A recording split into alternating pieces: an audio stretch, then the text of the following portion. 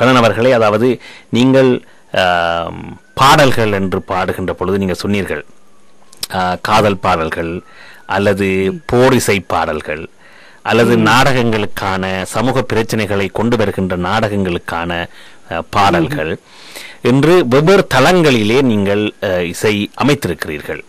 எனவே இவ்வாறு இசை அமைக்கின்ற பொழுது இவற்றுக்கிடையிலான என்ன வேறுபாடுகளை உணர்ந்திருக்கிறீர்கள்? ஒரு நாடகத்துக்கு நீங்கள் ஒரு இசையமைப்பதற்கும், ஒரு திரைப்படத்திற்கு ஒரு இசையமைப்பதற்கும், ஒரு விடுதலை பாடலை போரிசைக்கு இசையமைப்பதற்கும் என்ற பல்வேறு தளங்களிலே இருக்கின்ற பொழுது உங்களுக்கு ஏற்பட்ட அனுபவங்கள் என்ன? உதாரணமாக புதியதொரு வீடு நாடகம், காதி மௌனகுருவினுடைய புதியதொரு வீடு நாடகம் யாழ் பல்கலைக்கழகத்திலே போடுகின்ற பொழுது அந்த நாடகத்திலே நானும் பங்கு நடித்திருந்தேன்.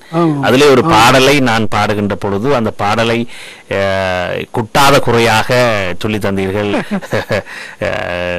அந்த அசைவுகள் இப்படி உணர்ச்சி வர வேண்டும், உணர்வு இல்லாவிட்டால் என்ன பாட்டு, அந்த உணர்வு இல்லாட்டி நீ என்னதுக்கு பாடுவான் போய் கதைச்சு கொண்டு என்று சொல்லுவீர்கள். எனவே இவ்வாறு இவ்வாறு திரைப்படம் நாடகம் என்று பல்வேறு கட்டங்களாக போகின்ற பொழுது நீங்கள் இவ்வாறு அந்த இசை அமைக்கின்ற அனுபவங்களை சொல்லுங்களேன். அது நான் இப்போ பாடல் நாங்கள் இப்போ ஒரு நாடகத்துக்கு இசையமைக்கும் பொழுது நாடகத்தினுடைய அந்த தீம் எப்படி இருக்குன்னு பார்த்தால் அது ஒரு அதனுடைய கதையினுடைய போக்கு அம்சம் இதுகளை பார்த்து அவர்கள் பாடல்களை தரும் பொழுதும் அந்த பாடலுடைய கருத்துக்களையும் அதோடு ஒன்றி கொஞ்சம் அந்த ஸ்கிரிப்டை நாங்கள் உள்வாங்கி அந்த அந்த உணர்வு மையத்துக்குள்ள முதல் நான் வர வேணும். வரும்போதுதான் எனக்கு அந்த பாடலை இசையமைக்க எனக்கு அந்த இது வரும். அதாவது அந்த எப்படி அது அமைய வேணும், அந்த பாட்டு எப்படி வர வேணும், அந்த மெட்டு அதுக்கு எப்படி இதாக வரணும், அது பாடியது அவுட்புட் எப்படி வரும் என்கிறது எல்லாத்தையும் தீர்மானம் பண்றதுக்கு அந்த நான் நாடகத்துக்குள்ள உள்ள போயிடணும். அல்லன்னா கஷ்டம். நான் வெளியே நின்று ஒண்ணுமே பண்ண முடியாது.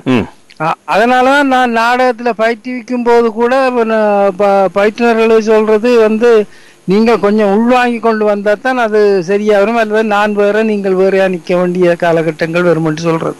ஆனா இந்த நாடகத்தின் அடிப்படையில் நீங்க சொன்ன போல நீண்ட பயிற்சி பிறகுதான் உள்ளுக்கு வருவார்கள். ஆமாம் ஆமாம். அது வேற. அப்ப நான் முன்னாடியே போய் உள்ள இருந்து கொண்டு அதை கொண்டு வரதுக்கான முயற்சியை பண்ணுவேன். அப்ப பாட்டுக்கு அந்த இசை நான் எப்படி அமைச்சனோ அந்த பாட்டினுடைய அந்த இது வர வேணும், அல்ல அதை பாடி காட்டுறது. அந்த இது முறைகளை அந்த முறைகளை நான் சொல்லி கொடுப்பதனால அவர்களும் அந்த மூடுக்கு அந்த அதோடு ஒத்து உள்வாங்கி அதோட ஒன்றி விடுகிறார்கள். இதே எல்லா துறையிலும் இப்ப பக்தி பாடல்களை பண்ணும்போது ஒரு பக்தி பாடலை பாடுகின்ற ஒருவருக்கு நான் பக்தியோட இருக்க வேணும். நான் என்ன பக்தி மயம் ஆக்கினா தான் அந்த பாட்டு என்னிடத்துல இருந்து வெளியில வரும், எல்லாட்டி கடைசி வரையும் வர போறது இல்லை. அப்ப எழுத்தாளருடைய எழுத்து அந்த பக்தி இருந்தா தான் அது பக்தியா மாறும். அப்ப சில அதுல தடங்கள் இருந்தா கூட நாங்கள் அதை திருத்தி அமைத்து அந்த தடங்களை நீக்கி அந்த உணர்வு மையத்துக்கு அதை கொண்டு வந்துட்டா அந்த பாடுபவர்களுக்கு அதை சொல்லிக்கணும் போது அவர்கள் பாடும்போது அந்த பக்குவம் வந்துடும் அந்த பாட்டுல. இப்ப நேர இருந்து பாடுறதுலும் பார்க்க ஒரு ரெக்கார்டிங் மூலமா பாடி ஒரு பாட்டு வெளியில வரும் பொழுதே அதை கேட்கும் போது அந்த உணர்வோட பாடணும் உணர்வு அந்த இதுக்குள்ளால வெளியில வரும். கேட்கும் போது நிச்சயமா வரும்.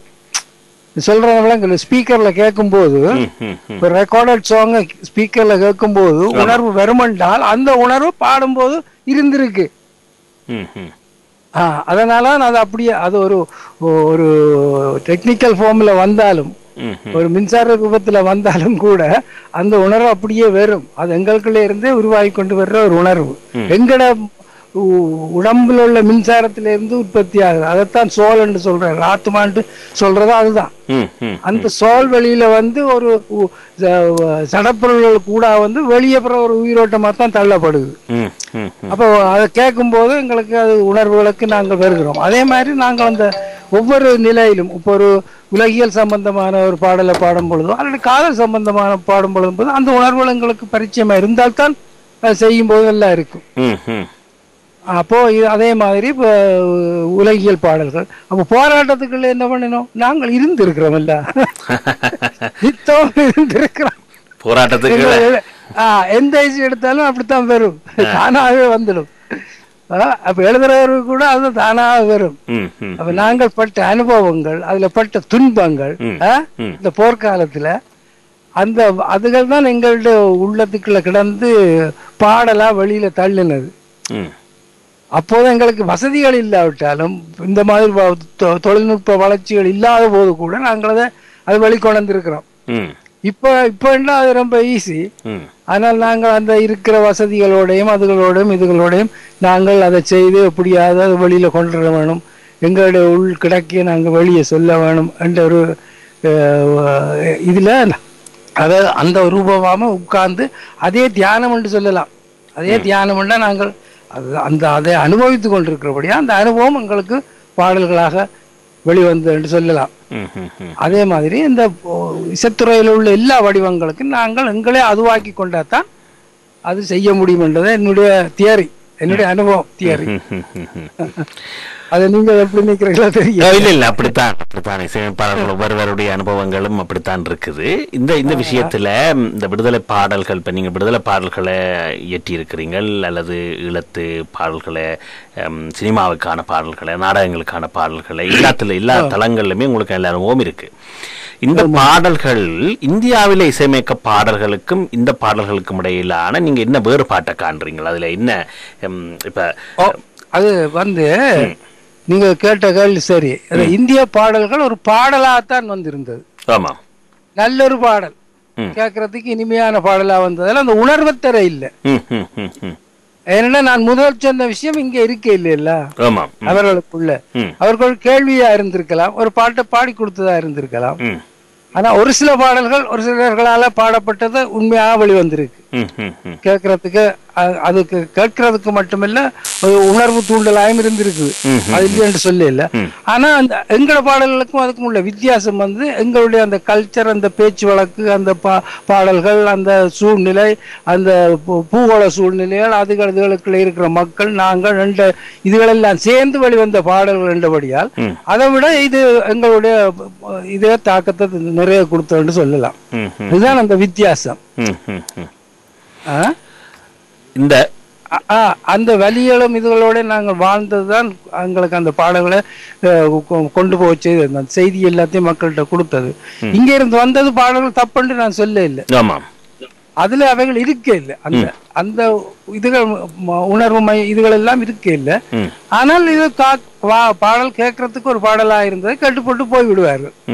இது நிறுத்தி வைத்து கேட்க வைக்கும், அந்த வகையில இது இருந்தது என்று சொல்லலாம். இதுதான் அந்த வித்தியாசம். மற்றபடி எல்லா இசையமைப்பாளரும் நல்ல இசையமைப்பாளர்களா, எல்லாம் நல்ல பாடல்கள் தான், இல்லைன்னு சொல்ல இல்லை. அதான் என்னுடைய கருத்தா நான் சொல்றேன். அதே போல ஈழத்துக்கு என்று சொல்லி அல்லது ஈழத்து தமிழ் பரப்பில வந்து அதுக்கென்று ஒரு இசை இருக்குதா, அதுக்கு அடையாளம் இருக்குதா, இசை அடையாளம்?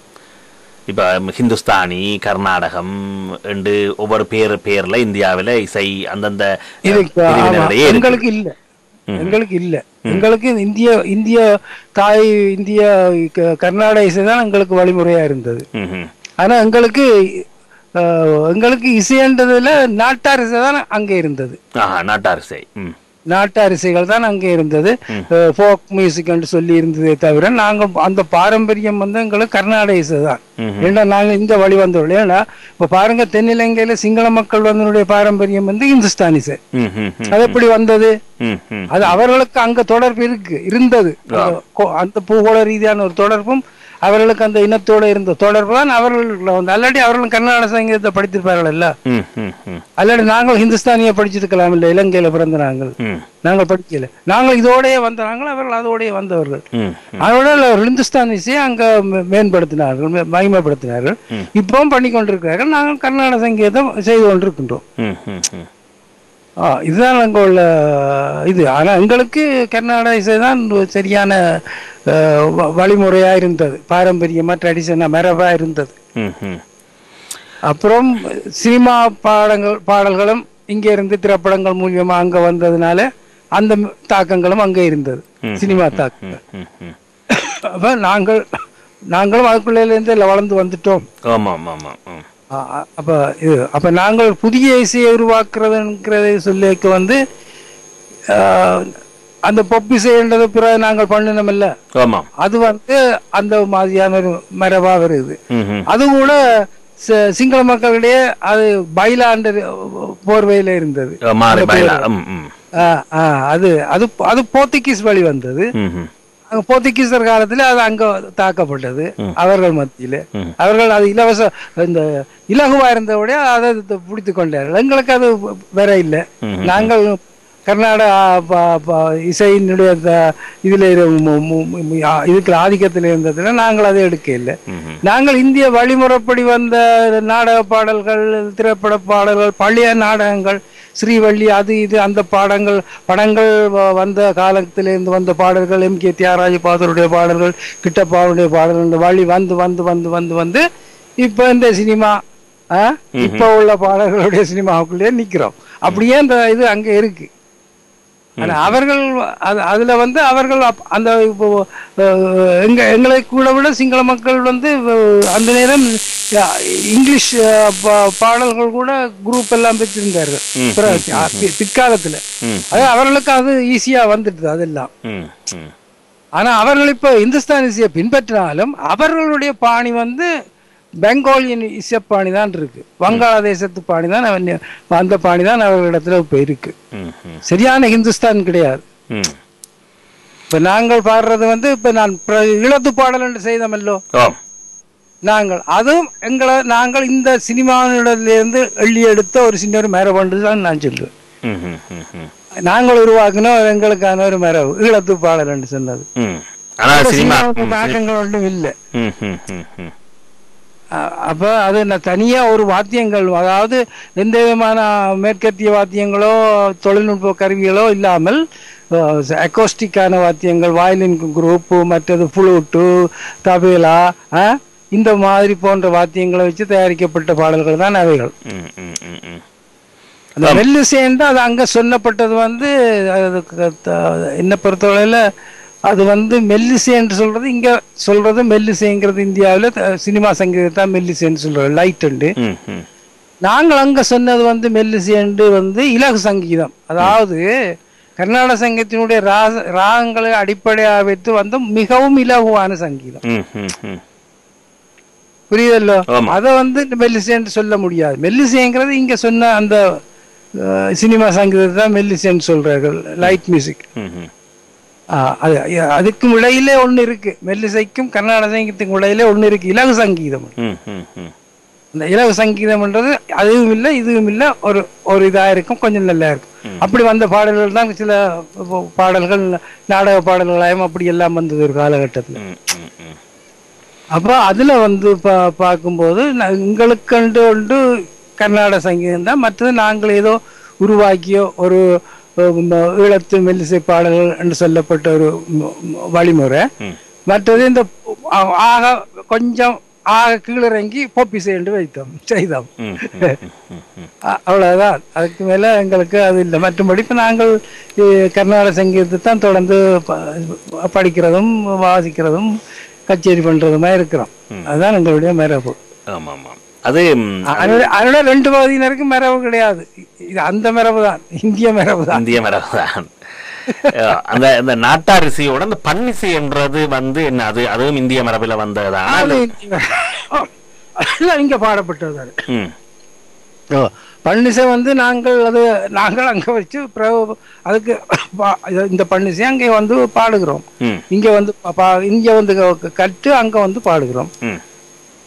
அது கூட நான் ஒரு சுந்தரலிங்கம் சார் அவர்கள் பாடி 12 திருமுறையும் 12 CD-யா தயாரிச்சு கொடுத்தேன். எல்லா கோயில்களிலும் காலையில பாடம் ஒரு காலத்துல போடப்பட்டது. இரண்டாவது அப்படி செய்து கொடுக்கணும்னு சொல்லி அது இன்னும் 2ஆம் முறையும் அதை வெளியீடு பண்ணி இருக்கிறார்கள். அப்படி அது அந்த இது அது ஒண்ணு நாங்கள் செய்ய, அதெல்லாம் ட்ரெடிஷனல் மியூசிக், அதாவது கர்நாடக சங்கீதத்தோட சேர்ந்த இசைமரபுகள். நாங்கள் அதுல இருந்த மாற்றங்களும் செய்ய முடியாது. அப்ப அதை நாங்கள் காலத்துக்கு காலம் புதுப்பித்து கொண்டு இருக்கிறோம். அவ்வளவுதான்.